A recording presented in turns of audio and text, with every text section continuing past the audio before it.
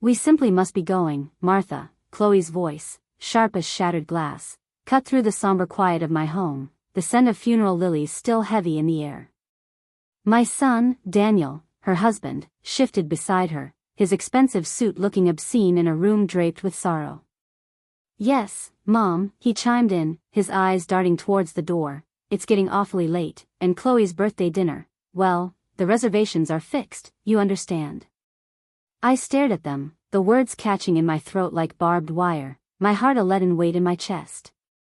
My Arthur, his father, wasn't even resting an hour in the cold earth. Reservations? I finally managed, my voice a hoarse whisper that trembled with a grief so profound it threatened to swallow me whole.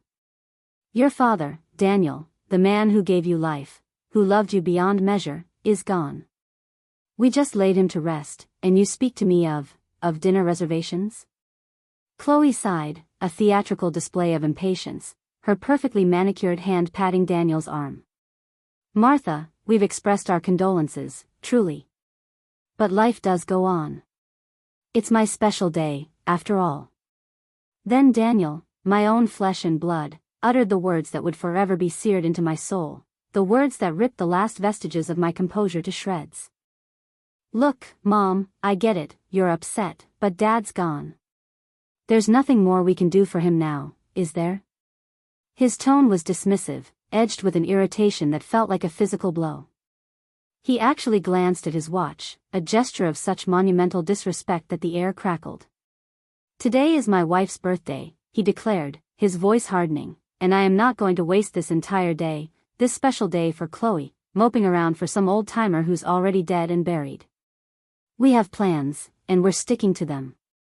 The words, some old-timer, echoed in the stunned silence, each syllable a hammer blow against the fragile remnants of my heart. An old-timer. My Arthur. The love of my life, the bedrock of our family, reduced to an insult, a piece of refuse to be swept aside for a birthday celebration. The fury that rose in me was a volcanic eruption, hot and blinding. Get out, I commanded, the words low, guttural, vibrating with a rage I never knew I possessed. Get out of this house, which your father built with his bare hands, a house you now defile with your presence. Get out, both of you. Daniel actually flinched, a flicker of something unreadable in his eyes, but Chloe simply smirked, a chilling, reptilian twist of her lips. They turned, a united front of callous indifference, and I thought, for a fleeting, naive second, that the worst was over. But then, Chloe paused at the doorway, her silhouette framed against the fading light, and delivered her parting shot, a vial of pure venom. Don't you worry your little gray head, Martha, she cooed, her voice dripping with mock sweetness that didn't quite conceal the steel beneath. We'll be back. Just as soon as that will is Reed and Daniel gets what's rightfully his from the old-timer's considerable pile. We'll be sure to send you a postcard from somewhere delightfully expensive. Try to enjoy the quiet, won't you? My breath hitched. The audacity, the sheer, unadulterated greed laid bare for me to witness. It wasn't just disrespect, it was a declaration of war, a confirmation of their ghoulish intentions. My loyal friend, Elizabeth, who had been standing frozen in horror nearby, rushed to my side as they finally departed, her arm a steadying comfort around my trembling shoulders. Martha, oh, Martha, she whispered, her own voice thick with outrage, I have to tell you something. Earlier, during the service, I saw Chloe on her phone by the east window. She was laughing, Martha. Laughing and whispering about how this tedious affair better result in a fat payout. Each word from Elizabeth was another nail hammered into the coffin of the son I thought I knew, another confirmation of the vipers I had unknowingly harbored. This wasn't a spontaneous lapse in judgment from Daniel, this was a calculated, cold-hearted campaign orchestrated by that woman, with my son as her willing, spineless accomplice. The moral stakes became terrifyingly clear. This was a battle for Arthur's honor, for the sanctity of family, against the encroaching darkness of avarice and utter heartlessness.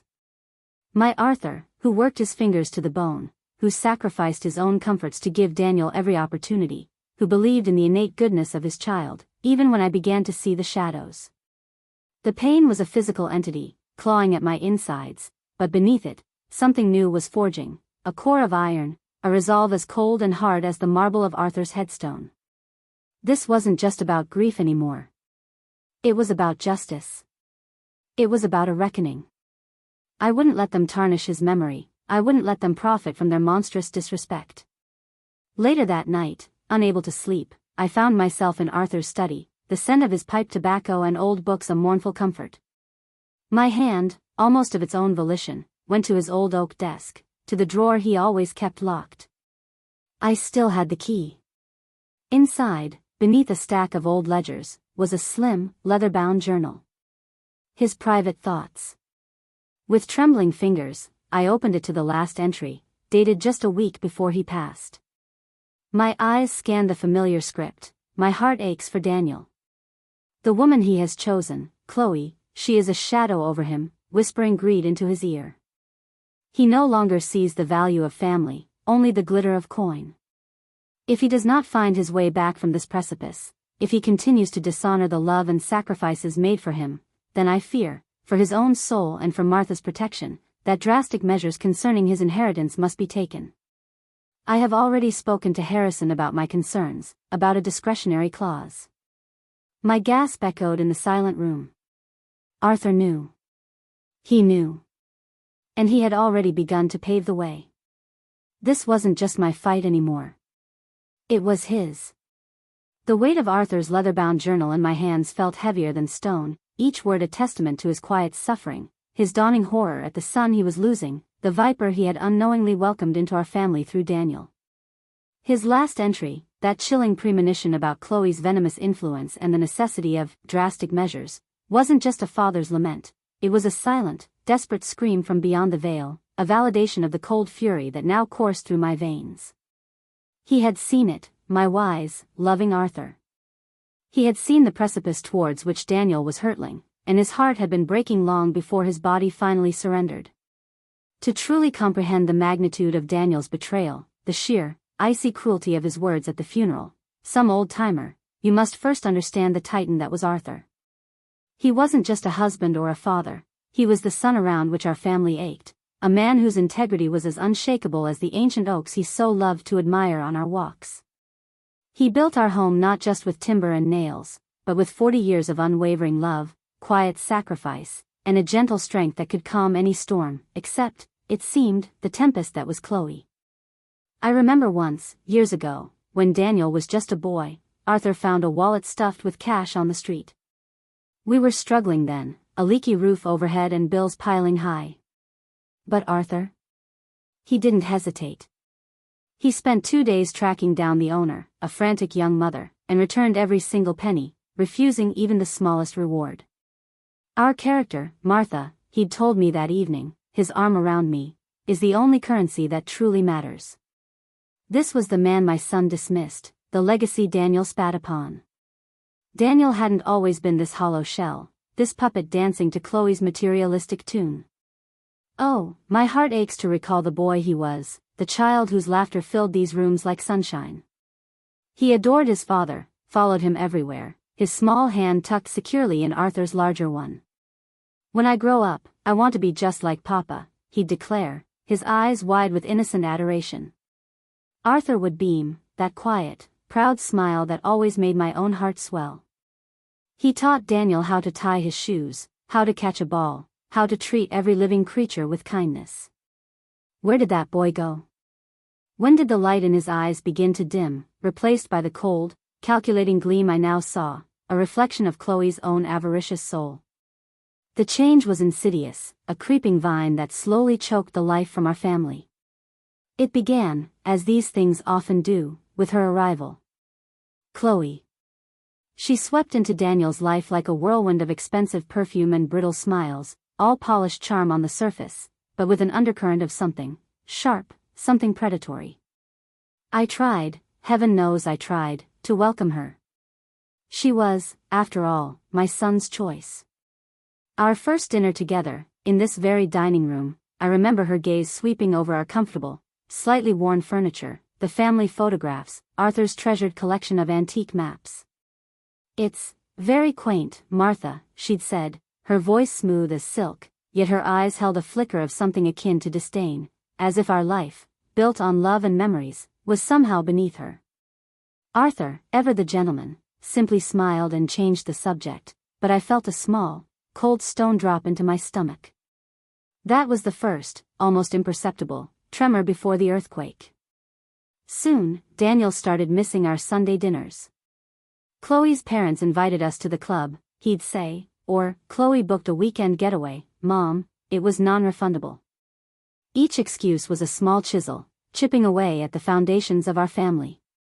Arthur would sigh, a quiet exhalation of disappointment, but he'd cover it quickly. He's a young man, Martha, building his own life. We must let him spread his wings. But I saw the hurt in his eyes, the subtle dimming of his spirit. Chloe wasn't just encouraging Daniel to spread his wings, she was actively trying to sever his roots, to isolate him in her gilded cage, ensuring his loyalty, and eventually his inheritance, would be solely hers to command. The first real confrontation, the first time I saw the true extent of Chloe's manipulative power and Daniel's catastrophic weakness, was during Arthur's 60th birthday. We had planned a simple family gathering, a barbecue in the backyard, just as Arthur wanted. He'd been so looking forward to it. 2 days before, Daniel called. "Mom, we can't make it," he announced, his voice tight, unnatural. "Chloe's just been gifted tickets to an opera premiere in the city. It's a huge networking opportunity for her, and for me by extension. You understand, it's important." I didn't understand. I heard Chloe's voice in the background, a low, insistent murmur. "Your father's birthday?" I'd pressed, my voice rising despite myself. "Daniel, this is a milestone. He's your father." There was a pause, then Daniel's voice, colder now, "He'll have other birthdays, Mom. This is a once-in-a-lifetime chance for Chloe's career." Arthur overheard. He didn't say a word, just turned and walked out to his beloved garden, his shoulders slumped. That day, a part of my husband, and a part of my son, died for me. The birthday was a somber affair, his absence a gaping wound. That was a massive blow, a clear signal of the war Chloe was waging, using Daniel as her willing soldier. Arthur, bless his patient soul, did try to speak to Daniel, to gently guide him back. I recall one evening, he invited Daniel over, just the two of them, hoping for a heart-to-heart. Daniel arrived late, reeking of Chloe's expensive cologne, his demeanor impatient. Arthur spoke of legacy, of family values, of the importance of kindness and loyalty. Daniel listened, or pretended to, his eyes constantly flicking to his phone. Later, Daniel twisted the entire conversation, accusing Arthur, in a call to me, of trying to control his life, of not understanding modern ambitions. I knew those weren't Daniel's words, they were Chloe's, parroted back with chilling accuracy. The turnaround was complete. My son now saw his loving, concerned father as an antagonist, an obstacle to the glittering, shallow future Chloe promised. My own attempts to reach Daniel were met with a polite, impenetrable wall erected by Chloe. If I called when she was around, she'd answer his phone, her voice a model of cool efficiency. "Daniel's in a terribly important meeting, Martha, can I take a message?" If I visited, she would steer the conversation, cutting me off, redirecting Daniel's attention, always with that fixed, saccharine smile that never reached her eyes. I began to feel like an outsider in my own son's life, a bothersome relic he was being taught to discard. The sympathy I now feel for myself is for that version of Martha, the one who saw the storm gathering but felt powerless to stop it, the one who tried to shield Arthur from the full extent of the heartbreak, absorbing the blows herself, hoping against hope that her son would awaken from this toxic enchantment.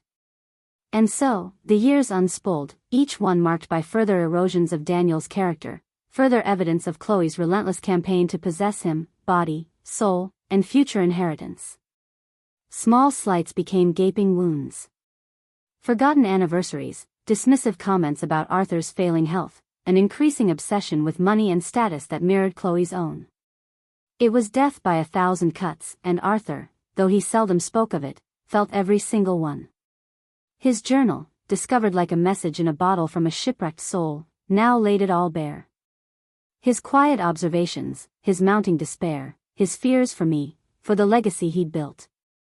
He had seen Chloe for the gold-digging, manipulative entity she was, long before I allowed myself to fully accept it. Closing that journal, the raw ink of Arthur's final, anguished thoughts searing into my mind, a new, terrible clarity dawned. Chloe hadn't just stumbled into our lives and passively benefited from Daniel's choices. No. This was a long con, a meticulously planned siege. She had identified Daniel's weaknesses, his vanity, his desire for easy success, perhaps even a latent resentment of his father's simple, principled life, and she had exploited them with surgical precision. The funeral, his callous words, Chloe's vile parting shot about the inheritance, it wasn't a sudden aberration. It was the triumphant culmination of her years-long strategy. The sheer, calculated cruelty of it stole my breath, but it also solidified my resolve into something akin to tempered steel. They had mistaken my grief for weakness. They had mistaken Arthur's gentle nature for obliviousness. They were about to learn, in the most public and permanent way possible, just how catastrophically wrong they were. My fight for Arthur's honor was just beginning, and I now held his silent endorsement, his final, desperate plea, in my very hands. The discovery of Arthur's journal, his final, heartbreaking testimony to Daniel's descent and Chloe's insidious manipulation, was like a key turning in a rusted lock. It didn't just unlock my grief, it unleashed a torrent of cold, righteous fury, a clarity so sharp it cut through the fog of sorrow that had enveloped me since Arthur's passing. His words, penned in his familiar, steady hand, were a sacred directive, a father's desperate plea for his legacy, and for my protection. He had seen the viper in our nest, had felt her poison seeping into the heart of our son, and he had, with his last vestiges of strength, tried to warn me, to arm me. The fight wasn't just mine anymore, it was a solemn duty I owed to Arthur's memory, a final act of love to shield his life's work from the grasping, undeserving hands of those who had so callously dismissed his very existence. The following morning, the journal clutched in my hand like a shield, I drove to Mr. Harrison's office. The city seemed sharper, colder, the faces of strangers indifferent to the storm raging within me. Mr. Harrison, Arthur's lawyer and friend for over 30 years, greeted me with his customary gentle sympathy, his office a hushed sanctuary of mahogany and old leather. But I was not there for platitudes or comforting murmurs. I laid Arthur's journal on his polished desk, open to that final, damning entry. "Read this, James," I said, my voice devoid of tremor, imbued with a chilling resolve I hadn't known I possessed. "Read what my husband knew, what he feared, what he was trying to protect me from." As he read, his brow furrowed, his kind eyes darkening with a shared sorrow, and then, a flicker of something harder, something that mirrored my own burgeoning indignation. "Martha, this is deeply troubling," he began, his voice measured, but I cut him off. "Troubling, James? It's a testament to a betrayal so profound it sickens the soul." My son, Daniel, stood over his father's fresh grave and called him an old-timer, eager to rush off to his wife's birthday party. His wife, Chloe, then had the audacity to sneer about the inheritance, about how they'd be back for their fat payout. I recounted Chloe's venomous parting words, Elizabeth's horrifying observation of her laughing during the service. Mr. Harrison listened, his expression growing grimmer with each revelation. He knew Arthur's wishes, the discretionary clause they had discussed, a safeguard against the very calamity that had now befallen us. Yet, even he seemed momentarily stunned by the sheer, unadulterated callousness of it all. The first true shockwave, the first undeniable proof of the conspiracy beyond Arthur's fears and my own anguished observations, came not from my words, but from a discovery Elizabeth made later that week. While helping me sort through some of Arthur's financial papers, a task I couldn't yet face alone, she found a series of unusual credit card statements and bank transfers. Large sums, withdrawn or spent in the last 6 months of Arthur's life, coinciding with the period his health had taken its sharpest decline. Purchases at high-end boutiques I knew Arthur would never frequent, cash advances from ATMs near Daniel and Chloe's trendy apartment, restaurant bills from establishments that reeked of Chloe's extravagant tastes. My blood ran cold. They hadn't just been waiting for him to die, they had been actively draining him while he was still alive, preying on his generosity, his failing awareness, his boundless love for a son who was, in truth, already lost to them. "Martha, look at this," Elizabeth had whispered, her face pale, handing me a receipt for a diamond tennis bracelet costing more than Arthur's entire first year's salary. It was dated just 3 weeks before his death, a time when he was barely lucid, when I was spoon-feeding him broth and praying for a miracle. Chloe.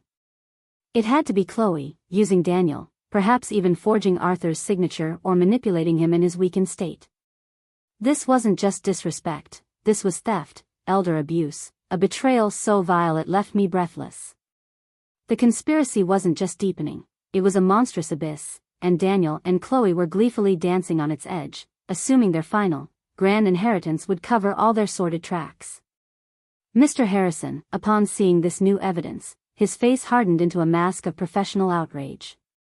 "This changes things, Martha," he said, his voice tight. "This is no longer just about disrespect. This is potentially criminal." The next blow came directly from the enemy camp, a testament to their unmitigated gall. A sleek, cream-colored envelope arrived, addressed in Chloe's ostentatious, loopy handwriting. No return address, of course. Inside, not a word of condolence, not a hint of remorse. Instead, a glossy brochure for a luxury cruise around the Greek Isles, with a handwritten note scrawled across the front, "Thinking of where we'll celebrate once probate clears. Hope you're not too lonely in that big old house, Martha. XOXO, C&D." I nearly tore it to shreds, my hands shaking with a rage so potent it was a physical force. Celebrate? They were planning celebrations while the scent of funeral flowers still clung to my clothes, while my heart was a shattered ruin. This wasn't just a taunt, it was a brazen declaration of their victory, a sneering dismissal of my grief, of Arthur's very existence. They truly believed they had won, that their path to Arthur's wealth was clear and unobstructed. That brochure, that arrogant, cruel piece of paper, became my talisman. Mr. Harrison advised me to keep it, another piece of evidence of their character, their appalling lack of empathy. He began his own quiet investigation into Arthur's finances, uncovering more and more irregularities, a pattern of systematic depletion. It seemed Chloe had been grooming Daniel for this for years, convincing him that Arthur's money was as good as theirs, encouraging him to see his father not as a parent to be loved and respected, but as a bank account to be drained. The true nature of the antagonist, Chloe, was emerging not just as a manipulative spouse, but as a cold, calculating predator, with Daniel as her willing, or perhaps willfully blind, accomplice.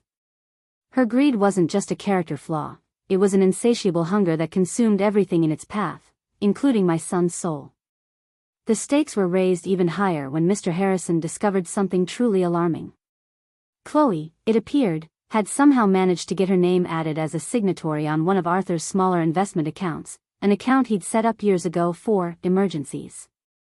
The signature on the bank forms was shaky, almost illegible, clearly not Arthur's robust script from his healthier days. Had Daniel coerced him? Had Chloe forged it? Large withdrawals had been made just days before Arthur passed, almost emptying it. This wasn't just about the main inheritance anymore, the house, the larger estate, this was about active, pre-mortem plundering. The audacity was breathtaking.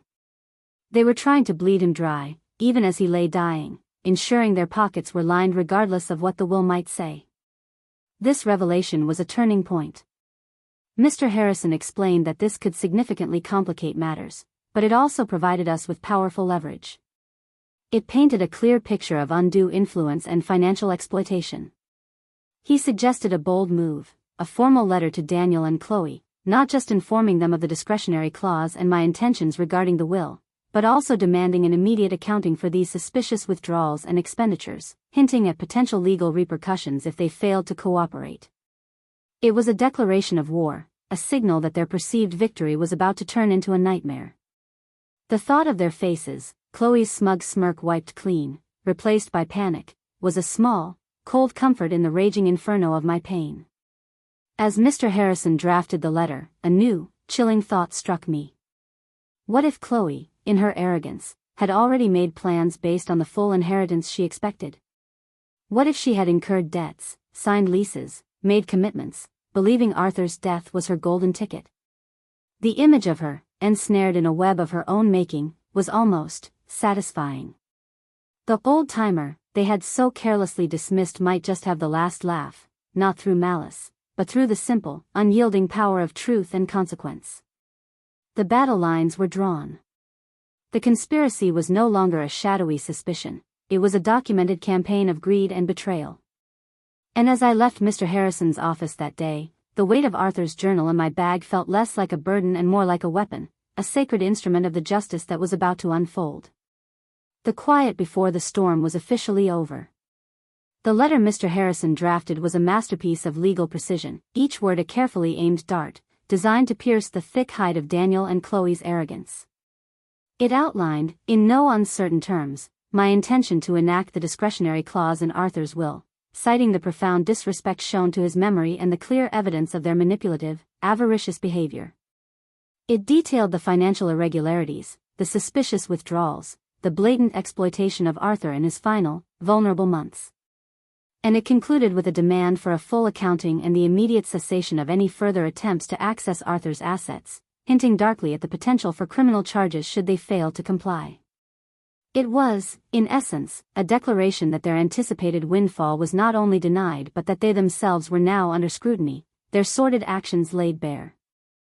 The days that followed the dispatch of that registered letter were a torment of anticipation, a strange, heavy calm before the inevitable hurricane. I walked through my silent house, Arthur's absence a constant ache, the weight of my decision a palpable presence beside me. There was no triumph, no satisfaction in what I had set in motion. Only a profound, bone-deep sorrow for the son I had irrevocably lost, not just to death, but to a darkness of his own choosing, a darkness cultivated and nurtured by the avaricious creature he called his wife.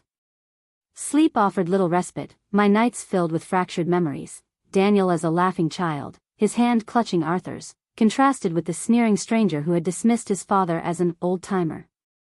Had I done enough? Was there a moment, a word, a different path I could have taken to save him from himself, from her? The questions gnawed at me, a relentless chorus of maternal guilt and profound regret. Elizabeth, my rock, my steadfast friend, tried to comfort me. She'd sit with me for hours, her quiet presence a balm to my raw nerves, never judging, never offering easy platitudes. She understood the war raging within me, the agonizing conflict between a mother's enduring love and the unyielding demand for justice, for the honor of a beloved husband. You did what Arthur would have wanted, Martha, she'd say softly, her hand covering mine. You did what you had to do. Some betrayals cut too deep to be ignored, some lessons can only be learned through the harshest of truths. Her words were a small comfort, but the ache remained, a constant reminder of the family I had lost, the future that had been stolen. The all is lost moment, my personal breaking point, arrived on a bleak, rain-swept Sunday afternoon, about a week after the letter had been sent. The silence from Daniel and Chloe was deafening, a void more terrifying than any angry outburst. Had they received it? Were they plotting their counterattack? Or were they simply so ensconced in their bubble of arrogance that they hadn't even bothered to open it? The house felt cavernous, each tick of the grandfather clock in the hall amplifying my isolation. I found myself in Arthur's study, surrounded by his books, his pipes, the lingering scent of his presence. The grief, the anger, the crushing loneliness, it all coalesced into an unbearable wave of despair. I sank into his worn leather chair, the sobs racking my body, a desolate, heartbroken woman who had lost her husband and, in every way that mattered, her only child. Was this my future? A life sentence of solitude, haunted by ghosts and betrayed by the living? For a fleeting, desperate moment, I almost reached for the phone to call Mr. Harrison, to tell him to stop, to undo it all. But then, Chloe's smug, cruel face flashed in my mind, her voice dripping venom as she spoke of the fat payout, and the image of Daniel, callously dismissing his father's memory. The weakness passed, replaced by a renewed, albeit grim, resolve. Mr. Harrison called the following Tuesday. They have it, Martha, he said, his voice calm, professional. The registered letter was signed for yesterday morning. By a C. Webster. That would be Chloe, I presume. My heart hammered against my ribs. The fuse was lit. The countdown had begun. I imagined the scene, Chloe, perhaps, snatching the official-looking envelope from Daniel, her eyes, like a magpie's, scanning for the gleam of expected wealth. I pictured her tearing it open, her initial excitement, the dawning confusion as she read not of an inheritance, but of an investigation, of demands, of potential legal ruin. The smugness would curdle, the arrogance would shatter, replaced by the screeching panic of a cornered rat. The thought brought no joy, only a weary sense of inevitability. They had sown the wind, now, they would reap the whirlwind. The silence continued for another 48 hours, an almost unbearable tension that stretched my nerves to their breaking point. I jumped at every phone call, every unexpected noise. Elizabeth stayed with me, a silent sentinel, her presence a small anchor in the churning sea of my anxiety. Then, on Thursday evening, as a storm raged outside, mirroring the tempest in my soul, the phone finally rang. An unfamiliar number, a disposable prepaid perhaps? My hand trembled as I answered. It wasn't Daniel. It wasn't Chloe. It was a man's voice, slick and overly confident, identifying himself as Mr. Alastair Finch, legal counsel for Mr. and Mrs. Daniel Webster. My blood ran cold. They had lawyered up. Of course, they had. Chloe wouldn't face this alone, she'd find some shark to fight her battles, to try and bully me into submission. Mr. Finch, with an oily charm that set my teeth on edge, attempted to dismiss Mr. Harrison's letter as an unfortunate misunderstanding, an emotional overreaction from a grieving widow. He blustered about Daniel's unwavering love and devotion to his father, a claim so preposterous it was almost laughable, had the situation not been so dire. He spoke of amicable resolutions and protecting Daniel's rightful inheritance from undue influence.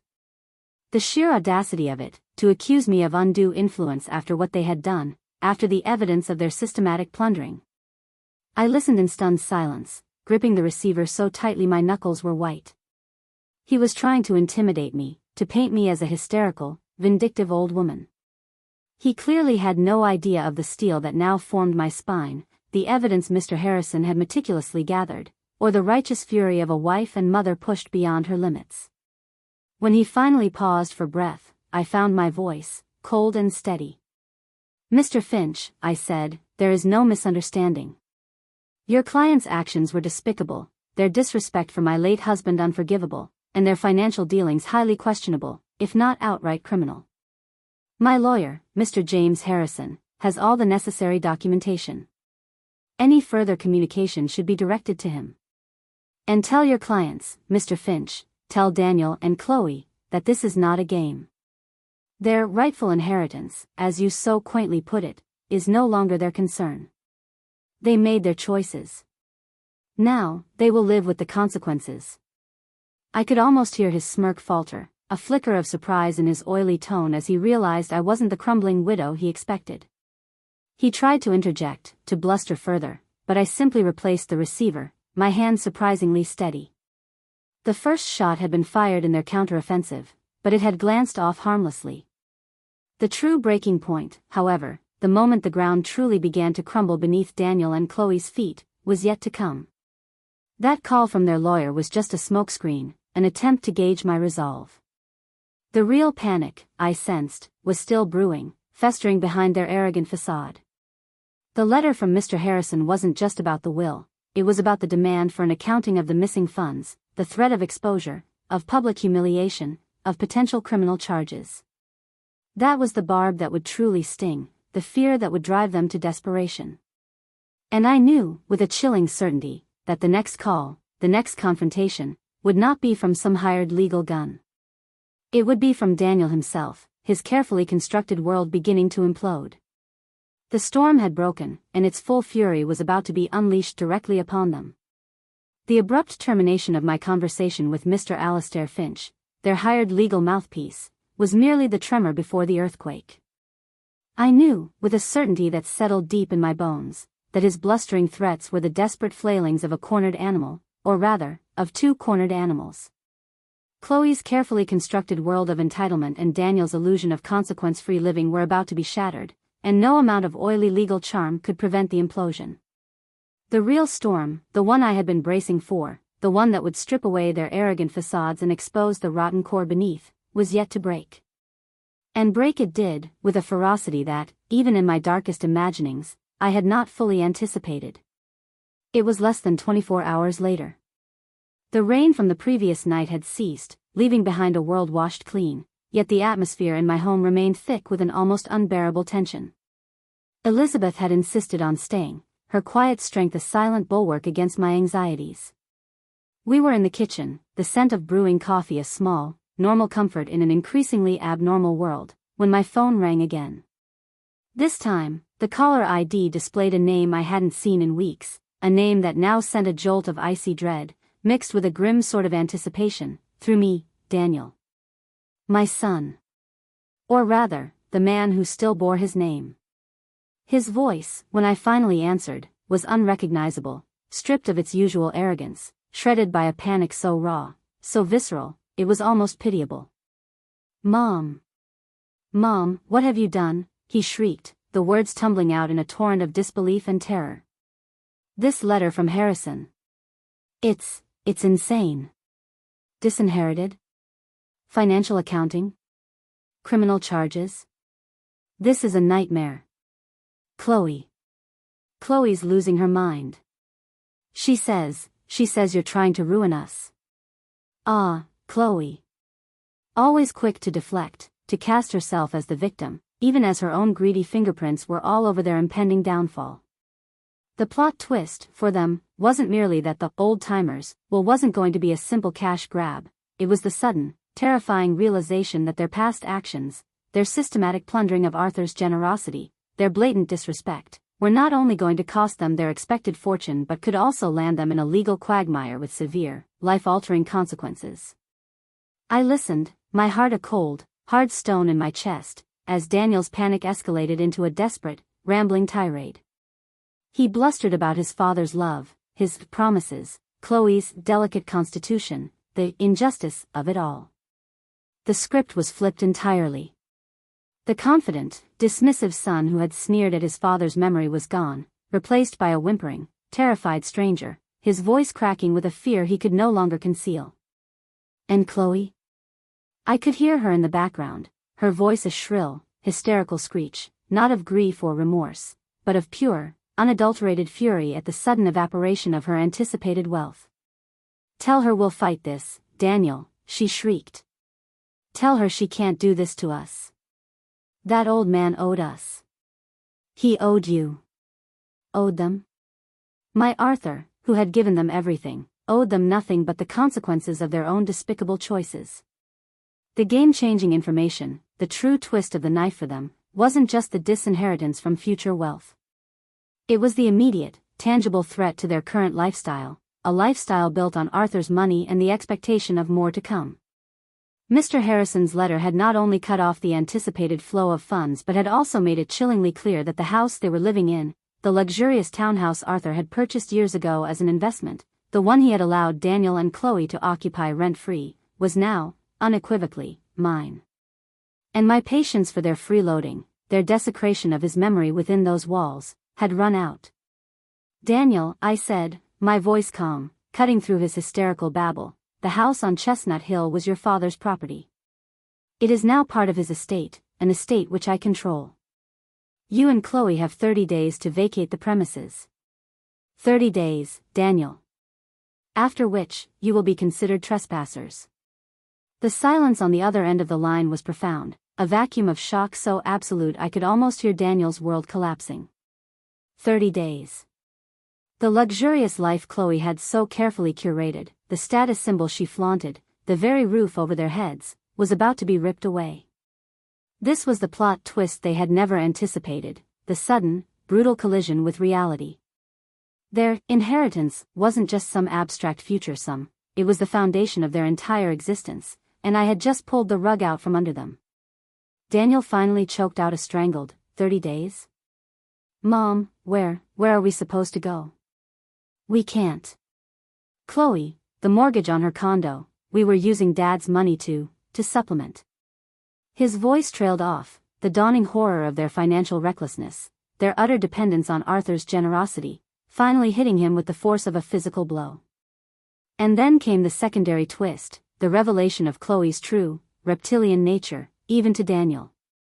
As the reality of their impending homelessness and financial ruin began to sink in, her screeching in the background shifted from outrage directed at me, to venom directed squarely at him. "You idiot, Daniel!" I heard her scream, her voice raw with fury. "You told me he was a doting old fool. You told me his money was as good as ours. You let that old witch outmaneuver you. This is all your fault. You've ruined everything. I didn't sign up for this. I didn't sign up to be poor because of your spineless incompetence."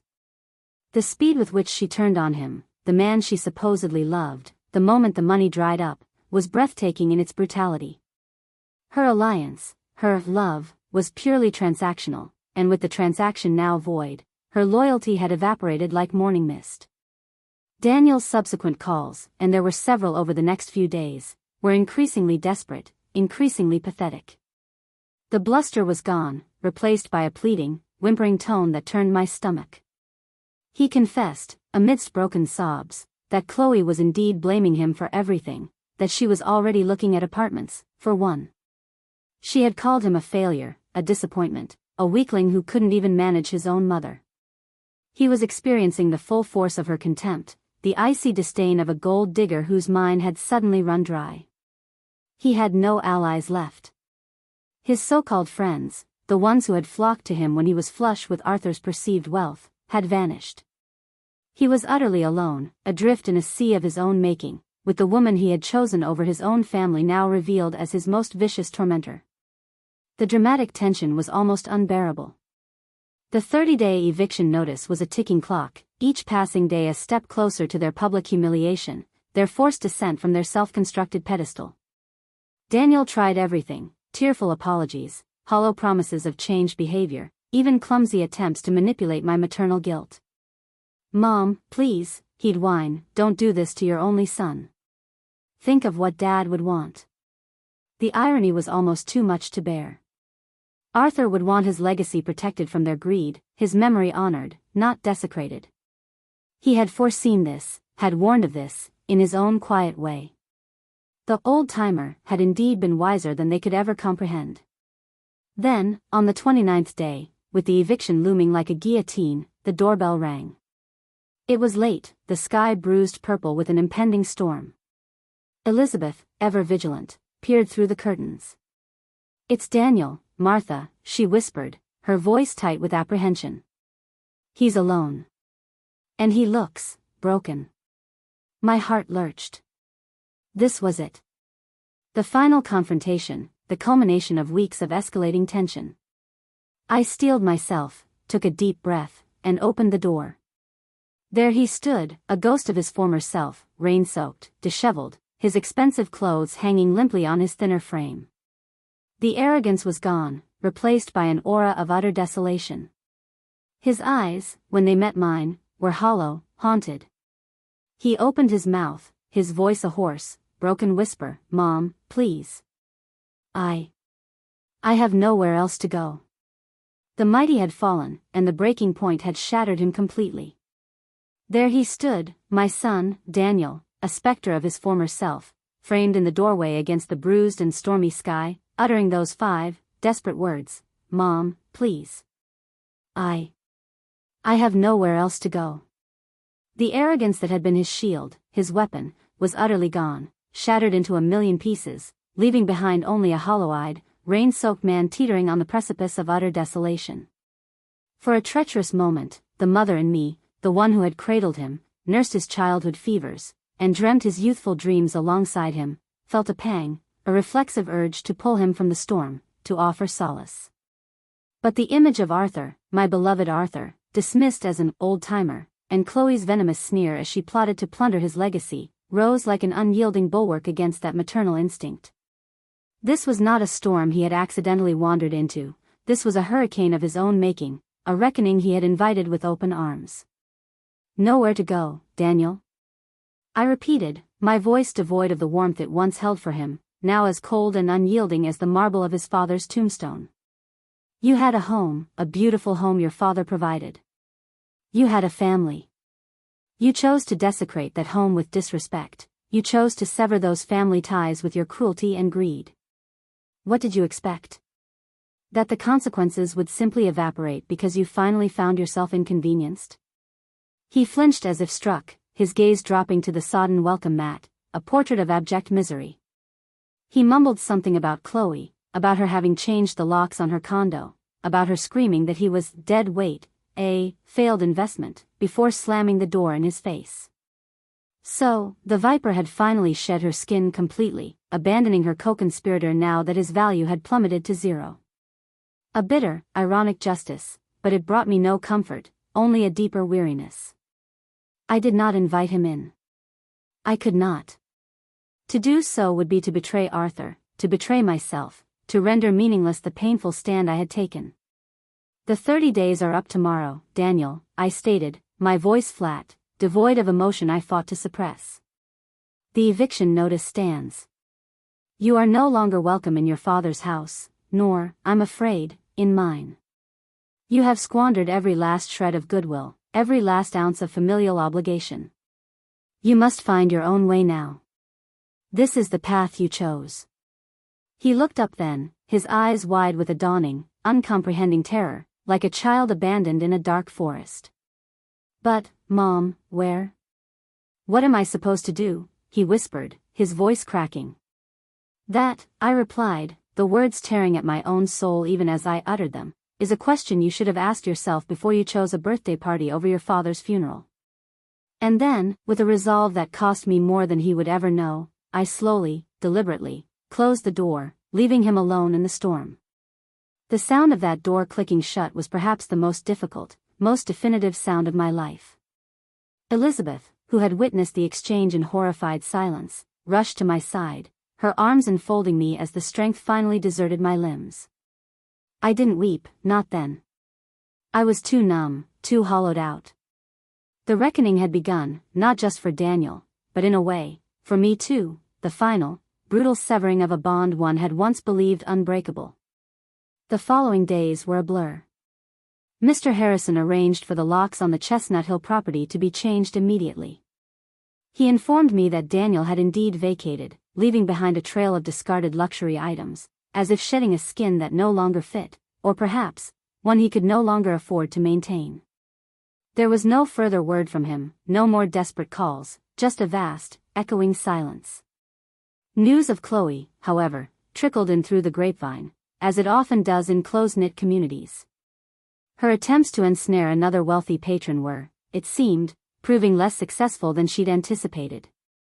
Her reputation, it turned out, had preceded her. Whispers of her callous treatment of Arthur, her blatant gold-digging, her swift abandonment of Daniel once the money dried up, had circulated with surprising speed. She was seen, Elizabeth told me, looking increasingly frantic, her designer clothes a little less pristine, her arrogant demeanor tinged with a desperation she couldn't quite conceal. She had, it appeared, overplayed her hand, her cruelty and greed becoming her own undoing. The universe, it seemed, had its own way of balancing the books, even for creatures like Chloe. Weeks turned into a month, then two. I focused on putting my life, and Arthur's estate, in order. I started volunteering at the local hospice, the one where Arthur had spent his final days, finding a strange solace in offering comfort to others nearing the end of their journey. It was there, one crisp autumn afternoon, that I saw him. Daniel. He was working, not as a patient liaison, but as an orderly, mopping floors, his movements slow, deliberate, his face etched with a weariness that went far beyond physical exertion. He wore a simple, faded uniform, a stark contrast to the tailored suits he once favored. He didn't see me. He was focused on his task, his shoulders slumped, the ghost of his former arrogance entirely extinguished. My heart constricted. This was a fall from grace so profound, so public, it was almost biblical. The entitled son, now scrubbing the floors of the very institution where his father had drawn his last breath. I didn't approach him. I couldn't. But the image of him, humbled, toiling in anonymity, stayed with me. Was this genuine remorse? Or merely the grim acceptance of a man who had lost everything? A few weeks later, Mr. Harrison forwarded me a letter. It was from Daniel. The envelope was cheap, the handwriting hesitant, almost childlike. Inside, There was no plea for money, no demand for reinstatement into the will, no excuses for his past behavior. It was short, just a few lines, painfully scrawled. "Mom," it began, "I visit Dad's grave every Sunday. I clear the leaves. I talk to him. I tell him how sorry I am. For everything. I know sorry isn't enough. It will never be enough. But I wanted you to know. Daniel." That was it. No return address, just his name. The letter was a small, almost imperceptible crack in the wall of ice that had formed around my heart. It wasn't absolution, not by a long shot. But it was something. A flicker of the sun I thought was lost forever. A sign that the harsh lessons were beginning to penetrate his thick skull, that the reckoning was not just about punishment, but about the painful, arduous journey towards understanding. I reread those simple, unadorned words, searching for a hint of the old manipulation, the self-serving motives. But all I found was a stark, unvarnished expression of regret, a quiet acknowledgement of a debt that could never truly be repaid. The path ahead for him was still long, shrouded in uncertainty, but for the first time since that horrific day at the funeral, a sliver of something other than anger or grief stirred within me. It wasn't hope, not yet. But it was the faintest whisper of a possibility, a question mark at the end of a chapter one had believed to be irrevocably closed. The reckoning was far from over, but perhaps, just perhaps, it was also a beginning. Daniel's brief, painfully scrawled letter, with its stark admission of sorrow and its mention of his solitary vigils at Arthur's grave, was a seed planted in the frozen ground of my heart. It did not bloom overnight, nor did it melt the glacier of grief and betrayal that had encased me. But it was there, a tiny, persistent anomaly in the barren landscape of my emotions towards him. Weeks bled into months. The raw agony began to dull, replaced by a heavy, enduring ache. I continued my work at the hospice, finding a measure of purpose in easing the final journeys of others, a stark contrast to the turmoil that had marked Arthur's last days, exacerbated by the looming shadow of Daniel and Chloe's greed. The silence from Daniel persisted, broken only by the occasional, brief report from Mr. Harrison that Daniel was, indeed, still employed as an orderly, still living in some small, rented room, a pariah in the world he once so arrogantly occupied. The true catalyst for our final, unavoidable confrontation arrived with the first anniversary of Arthur's death. A year. 365 days since my world had irrevocably fractured. The pain was as fresh as if it were yesterday, yet muted by the passage of time, by the grim necessities of survival. I knew I had to visit Arthur, to sit with him, to feel his presence in the quiet sanctuary of the cemetery. Elizabeth offered to accompany me, but this was a pilgrimage I needed to make alone. The air that morning was crisp, autumnal, the leaves turning to fiery shades of crimson and gold, a beautiful, poignant reminder of life's fleeting nature. As I approached Arthur's resting place, my arms laden with his favorite white roses, I saw a solitary figure already there, his back to me, shoulders slumped, head bowed. Daniel.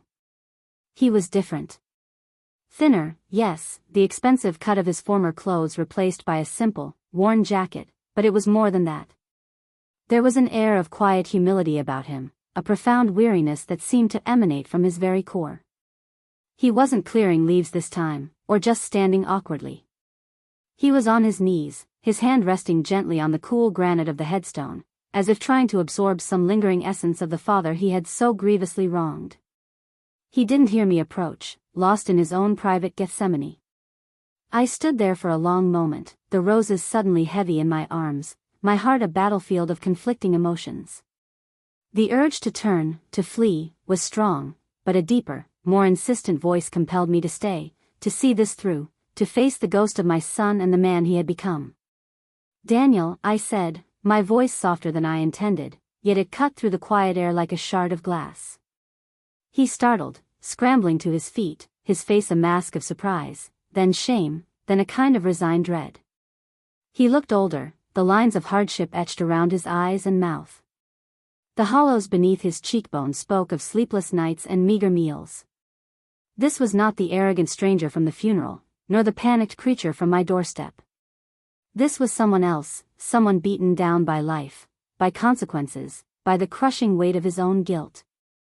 Mom, he breathed, his voice hoarse. I didn't expect. I can go. He made a move to leave, to efface himself, as if his very presence was a contamination. No, Daniel. Stay, I found myself saying, the word surprising even me. It's his anniversary. We're both here for him. We stood in an awkward, charged silence for what felt like an eternity, the unspoken words, the years of pain, the monumental betrayal, hanging heavy between us. Finally, he spoke, his voice barely above a whisper, his gaze fixed on the headstone. I come here every week, Mom. Sometimes more. I talk to him. I tell him I was a fool. A blind, arrogant, selfish fool. I tell him how Chloe twisted everything, how she fed my ego, my greed, how she made me believe that his love, your love, was conditional on what you could give me. He paused, swallowing hard. But she didn't make me say those words, Mom. She didn't make me choose her birthday over him. That was me. All me. This was it. The confession. Not a demand, not an excuse, but a raw, unvarnished admission of his own culpability. The role reversal was complete. He stood before me, stripped of all pretense, all arrogance, a supplicant not for money or position, but for, what? Understanding? Absolution? He didn't dare ask for forgiveness. Chloe, he continued, his voice thick with a bitterness that was clearly self-directed, she was a mirage, Mom. A beautiful, glittering illusion that promised everything and delivered nothing but ruin. She told me Dad's illness was an inconvenience, a drain on our future. She convinced me that his money was already ours, that we were entitled to it. She even helped me practice how to ask him for more, when he was too sick to understand, too weak to refuse. The casual cruelty of that admission, the calculated exploitation of his dying father, sent a fresh wave of nausea through me. She had me get his signature on bank forms when he could barely hold a pen. Mom, Daniel choked out, the words tumbling over each other now, as if a dam had burst. She'd guide his hand, whispering sweet nothings to him, while her eyes were fixed on the account balances. The tennis bracelet, the trips, the investments that never materialized, it was all her, planning, plotting, spending his money before he was even gone. And I let her. I stood by and let her because I was weak, because I was greedy, because I wanted the life she promised me, a life I was too lazy and too morally bankrupt to earn for myself. All the secrets, all the sordid details Mr. Harrison had uncovered, now laid bare by the perpetrator himself, his voice laced with a self-loathing that was palpable. He wasn't sparing himself, wasn't trying to mitigate his guilt. He was finally, brutally, honest. I listened, my face impassive, though inside, a storm of emotions raged. The pain of his betrayal was still a raw, open wound, but intertwined with it now was a strange, reluctant pity for the broken man standing before me. And the words, Daniel? I asked, my voice quiet but firm. The words you spoke at my home, after we buried your father? Some old-timer. Did Chloe teach you those words too? He visibly flinched, his face contorting in a spasm of agony. No, he whispered, his eyes filling with tears that he didn't bother to wipe away. Those were mine. My own vile, unforgivable words. In that moment, I was so full of her poison, so desperate to please her, so detached from everything that mattered, that I became a monster. There's no other word for it, Mom. I became a monster who dishonored the best man I ever knew. He sank to his knees then, not in supplication to me, but as if the weight of his confession was too much to bear standing. I don't expect you to forgive me, Mom, he said, his voice ragged, addressing the granite stone as much as me. I don't deserve forgiveness. From you, or from him. I needed you to know. I needed to say it. I live with it every day, every night. The shame, the regret, it's a constant companion. Chloe's gone, vanished from my life like the bad dream she was. The money's gone. The fancy apartment, the cars, the friends, all gone. And I deserve it. I deserve all of it, and more. This was the dramatic justice, not meted out by a court of law, but by the relentless, unforgiving tribunal of his own conscience. His downfall was complete, his arrogance pulverized into dust. I looked at him, this shattered remnant of my son, kneeling at his father's grave, the raw anguish of his confession hanging in the crisp autumn air. The anger, the fury that had sustained me for so long, felt different. Not gone, perhaps, but tempered by the undeniable evidence of his profound, soul-deep remorse. This wasn't a performance. This was the agonizing rebirth of a conscience. I didn't offer him comfort, no easy words of absolution. The damage was too deep, the betrayal too profound for that. But as I laid my white roses on Arthur's grave, my hand brushed his, still resting on the stone. He looked up, his tear-streaked face a question. I simply met his gaze, holding it for a long moment, a silent acknowledgement of his pain, his confession. The showdown was over. The truths were out. But what came next, what fragile, uncertain path lay ahead, remained shrouded in the mists of an unknown future. The air between us was still thick with the ghosts of the past, but perhaps, just perhaps, a single ray of a different, more complex light was beginning to pierce through the darkness. The raw, unvarnished anguish of Daniel's confession at Arthur's grave, that first anniversary of a loss that still cleaved my soul, did not magically mend the shattered fragments of our family. There was no sudden embrace, no easy words of forgiveness that could instantly erase years of calculated cruelty, of monumental disrespect. The damage inflicted was too profound, the betrayal too deeply embedded in the marrow of my bones. Yet, as I stood there, his tear-streaked face a testament to a conscience finally, agonizingly awakened, something did shift within me. It wasn't absolution, not for him. Perhaps it was a flicker of recognition for the immense, solitary battle he was now waging against the demons of his own making, a battle fought in the desolate landscape of shame and regret. The showdown, in its most visceral sense, was over. The truths, like shards of broken glass, lay scattered between us, glittering painfully in the autumn light. So, what is the enduring message from this harrowing saga, this tapestry woven from threads of love, betrayal, and the agonizing consequences of choices made in blindness and greed? It is a lesson as ancient as the mountains, as whispered in the rustling leaves of generations past, that the bonds of family, particularly the reverence owed to those who gave us life and nurtured our beginnings, are sacred. They are not trinkets to be discarded for fleeting pleasures, nor are they entitlements to be exploited by hearts corrupted by avarice. To honor your father and your mother is not merely a suggestion, it is the bedrock upon which a life of integrity, of true richness, is built. When that bedrock is deliberately fractured, when the wellspring of familial love is poisoned by selfishness, the ensuing devastation, as you have witnessed, is absolute and far-reaching. My son, Daniel, learned this lesson not through gentle instruction, but through the brutal, unforgiving crucible of loss. He had to lose everything, his wife, his home, his inheritance, his status, his self-respect, before he could even begin to glimpse the immeasurable value of what he had so carelessly thrown away. The path to any semblance of redemption for him has been long, arduous, and walked in an isolation of his own creation. There was no miraculous restoration of his fortune, no sudden reinstatement into the comfort and privilege he once took for granted.